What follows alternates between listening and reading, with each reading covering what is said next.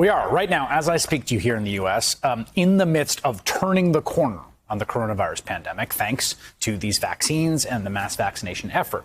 And despite that, a huge part of the country is still suffering the effects, not just of the disease, but the economic devastation it brought with it.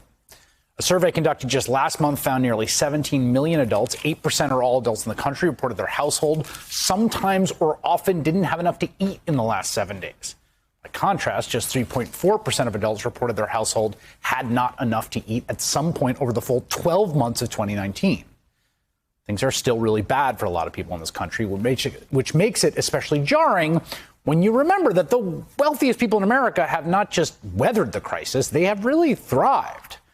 One analysis found that between March 18, 2020 and March 18, 2021, the wealth held by the world's billionaires jumped from $8.4 trillion to $12.4 trillion. That's a 50% increase in wealth through the worst months of the pandemic in this country. I mean, look at Jeff Bezos, right? The founder and CEO of Amazon, the richest man in the world. In the weeks before the pandemic began, Jeff Bezos had amassed an estimated $130 billion. A little more than a year later, he is worth around $186 billion. He's worth nearly $60 billion more now than he was before COVID. Now, for context, Charles Koch is the 14th richest man in the world. Not bad. He's worth an estimated $64 billion.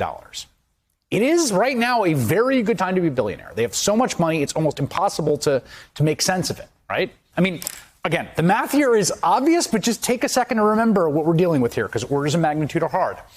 If you make $50,000 a year, it would take 20 years to make a total of $1 million. It would take 20,000 years to get to $1 billion, right? $1 billion is so much money. Jeff Bezos is worth nearly $200 billion. At some point, the question becomes like, what on earth do you do with all that money? What do you do? It's impossible, utterly impossible to spend it. Too much. So one of the most expensive things you can buy in the world, probably the single most expensive thing you could buy, is a yacht.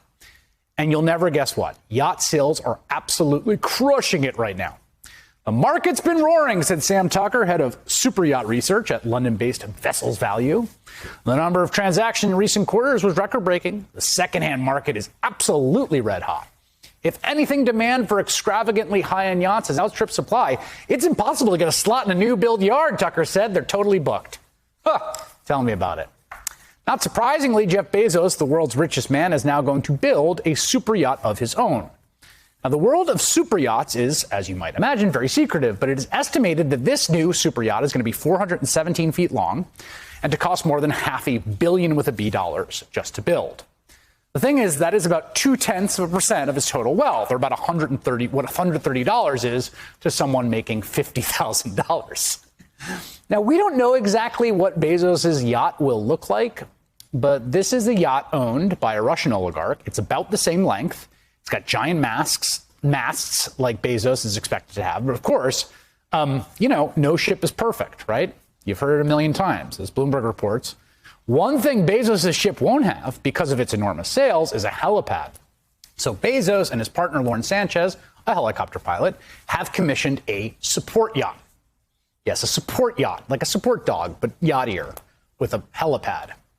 I mean, when the sales are too big, you can't land your helicopter. You have to get a support yacht, because how do you get your super yacht without your helicopter? So this yacht is going to have a junior yacht, a little yacht. I mean, not little, but littler. And that yacht will have a helipad. And that little buddy yacht will go with the bigger yacht everywhere it goes, so that Bezos can fly his helicopter onto the helipad of the little buddy yacht and then go from the buddy yacht onto the bigger yacht. Are you following?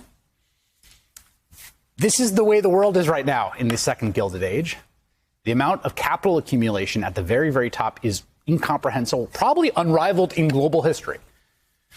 And there are other people on that level. It's not just Jeff Bezos. There are a bunch of them. 9 of the 10 richest people in the world live here in the United States. The U.S. still has more billionaires than any other country, with 724, up from 614 last year. We added more than 100 billionaires in a year when most of the country was experiencing the worst economic downturn in a century. There's an argument that some kind of intervention is necessary here. One idea is that if all that wealth is just sitting there, tax the wealth. Hey, thanks for watching our YouTube channel. You should know that you can follow today's top stories and breaking news and catch up on your favorite MSNBC shows all in one place. Download the NBC News app today.